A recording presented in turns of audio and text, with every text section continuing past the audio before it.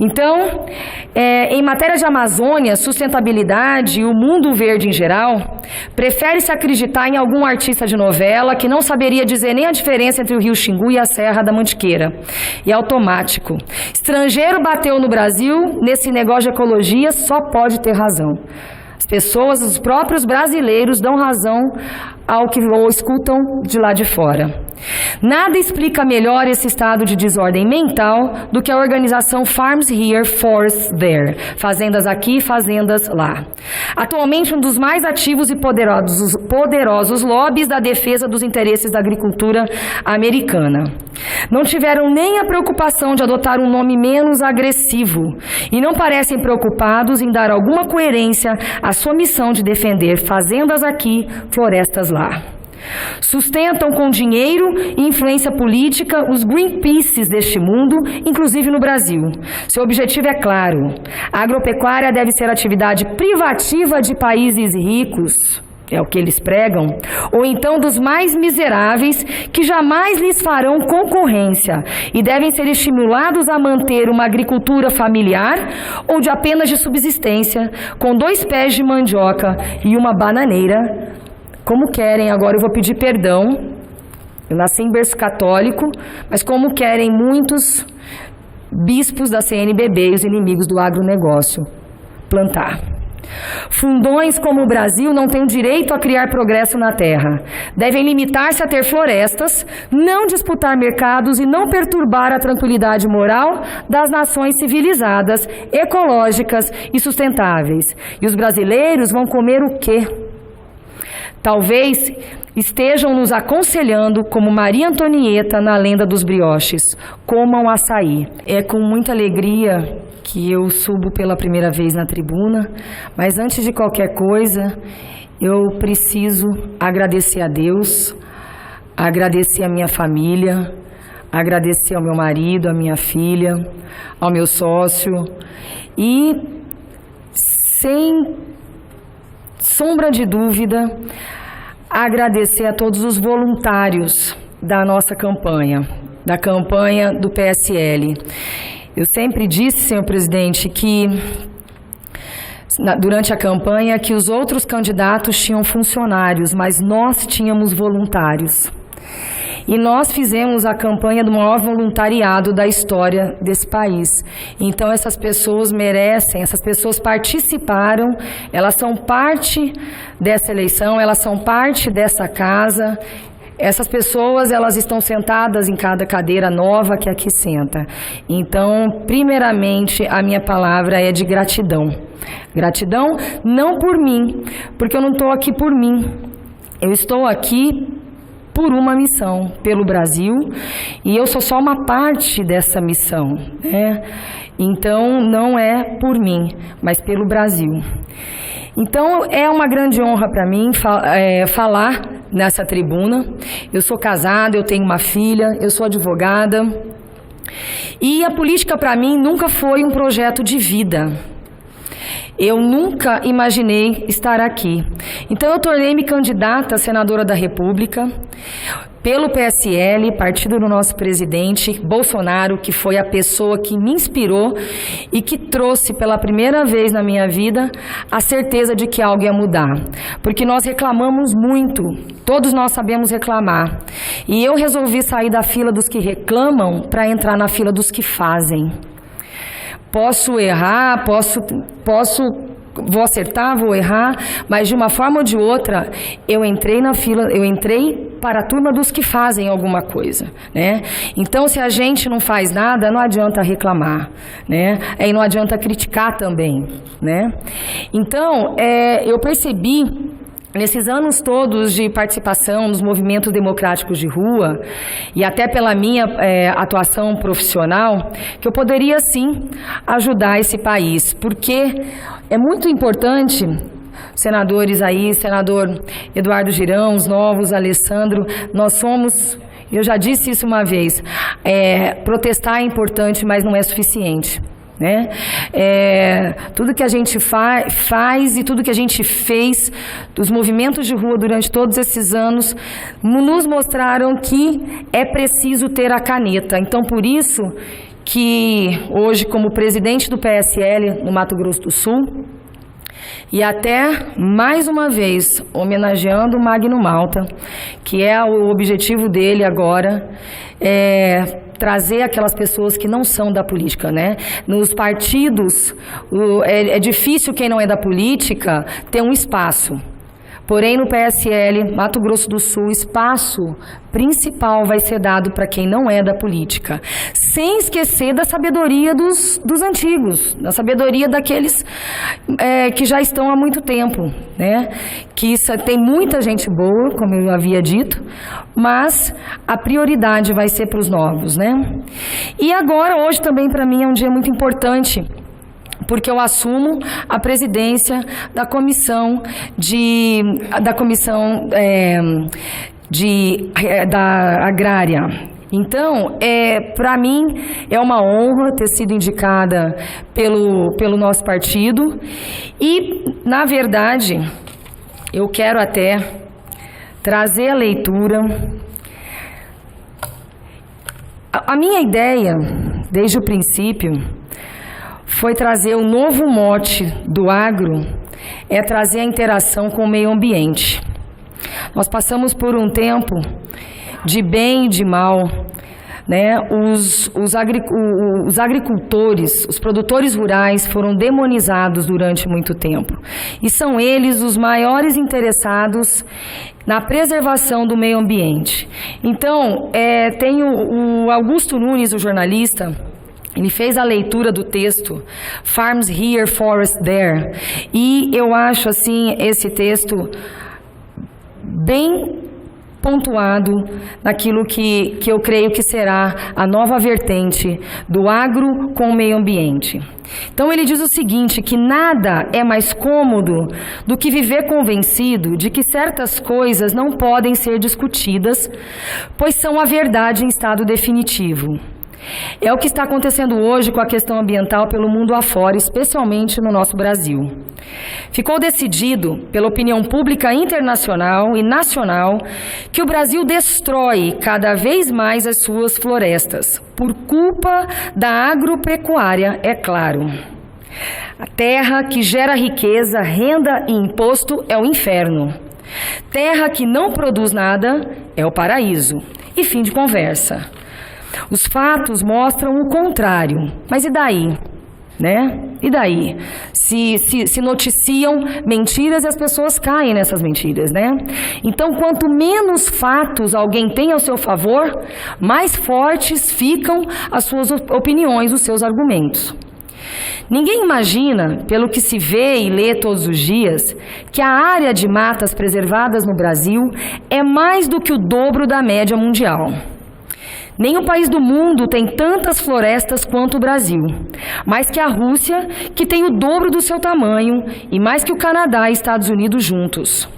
Só o Parque Estadual da Serra do Mar, em São Paulo, é 2 vezes maior que a maior floresta primária da Europa, na Polônia. E mais do que isso, a agricultura brasileira ocupa apenas 10% do território nacional. Isso é muito importante frisar, e isso não é passado para a população.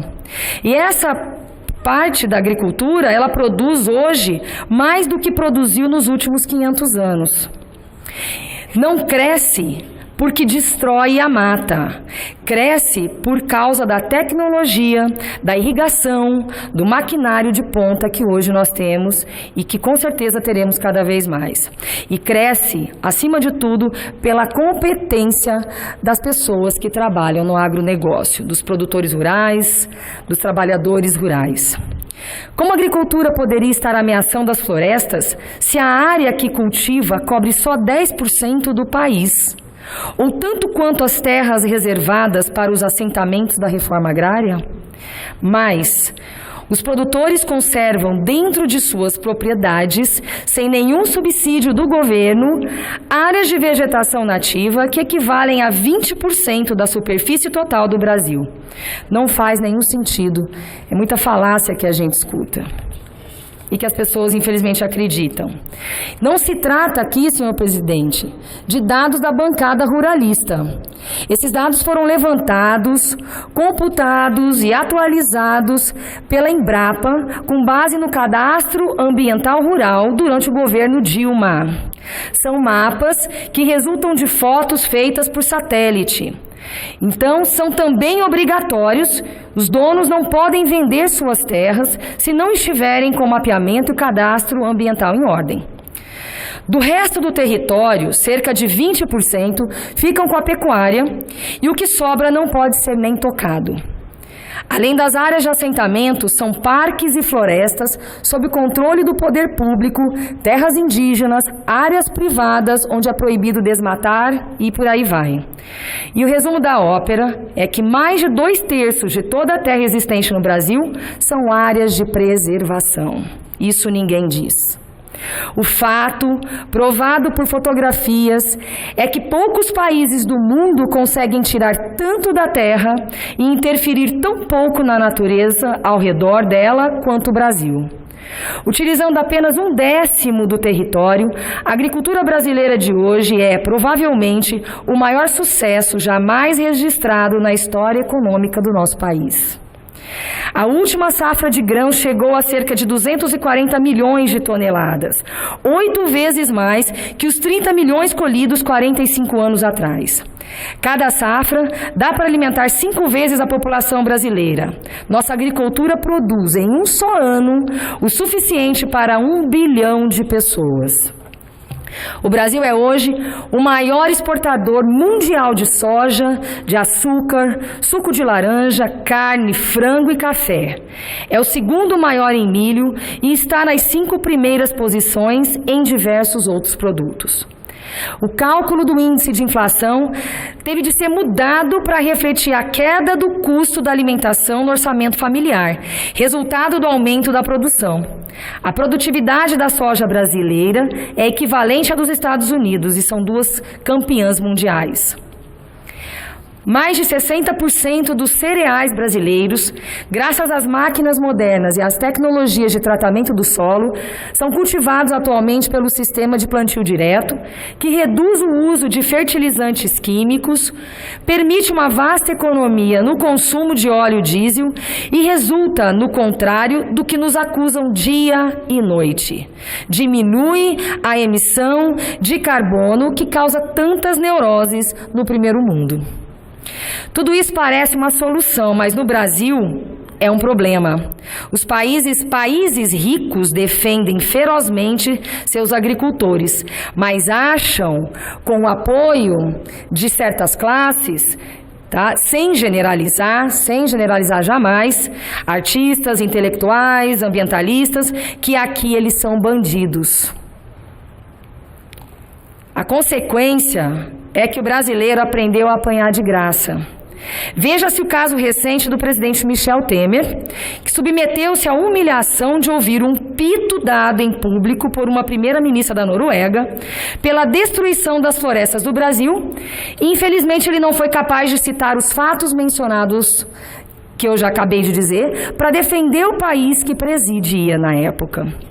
Não citou porque ele não sabia, como não sabem a primeira-ministra e a imensa maioria dos próprios brasileiros. E isso nós vamos agora, daqui para frente, comigo na presidência da CRA, junto com o senador Heinz, que é o vice-presidente, e os demais membros, que eu parabenizo e agradeço que vieram conosco.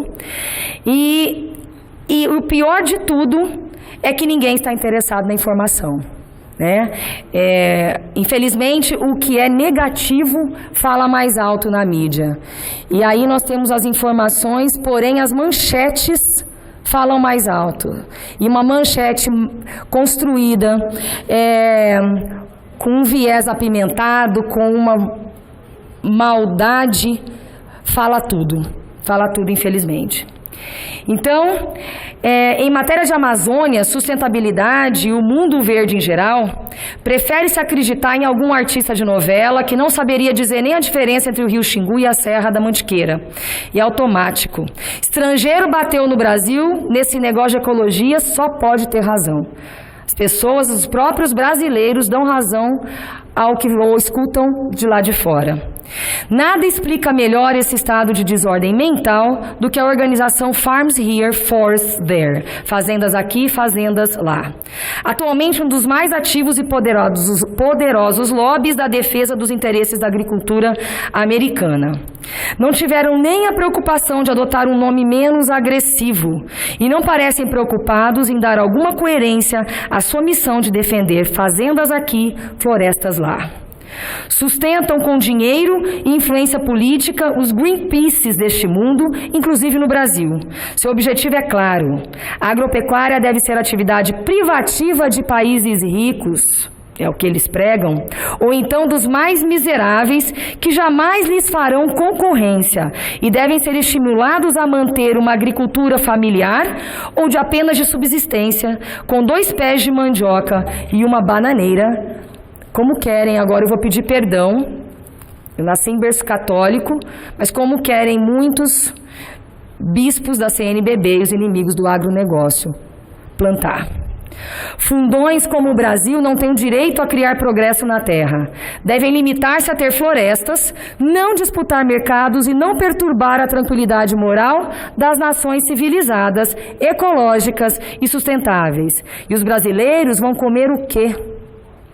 Talvez estejam nos aconselhando como Maria Antonieta na lenda dos brioches: comam açaí. E eu amo açaí. Isso foi apenas o comentário desse jornalista, mas para vocês compreenderem o sentido. Então, senhoras e senhores, a lucidez desse texto é tamanha que dispensa a exposição de mais dados sobre o agronegócio. Fato é que o que vimos nos últimos anos foi um grave desprestígio ao setor produtivo nacional, calcado em mentiras difundidas por pseudo-ambientalistas, geralmente patrocinadas por lobistas nocivos, que recalcitram em admitir a grande verdade. O agronegócio é o pilar da nossa grande nação, da nossa economia, do nosso Brasil, que é o celeiro do mundo. Dói dizer que a corrupção instalada no Brasil debilitou o crescimento da produção agrícola e da pecuária, além de ocasionar um expressivo aumento do custo da produção. Mas é na adversidade que encontramos a luz. E eu me dedicarei durante todo o meu mandato a lutar pela nossa joia, promovendo o agronegócio, entregando o que a sociedade tanto almeja, que é um Brasil justo e honesto. O pessimista vê dificuldades em cada oportunidade, mas o otimista vê oportunidade em cada dificuldade, disse Winston Churchill. E eu repito que aqui o que eu disse, o que nós dizemos, nós pessoas de bem, brasileiros de bem, que a corrupção está com os dias contados. E quero andar de braços abertos com o presidente da Comissão de Meio Ambiente, Fabiano Contarato, senador Fabiano Contarato, porque nós, dessa vez, de uma vez por todas, iremos unir e mostrar que meio ambiente e o agronegócio caminham juntos, unidos, e que nós sim, e que todos os produtores rurais têm a maior interesse e são os maiores preservadores do meio ambiente. Muito obrigada.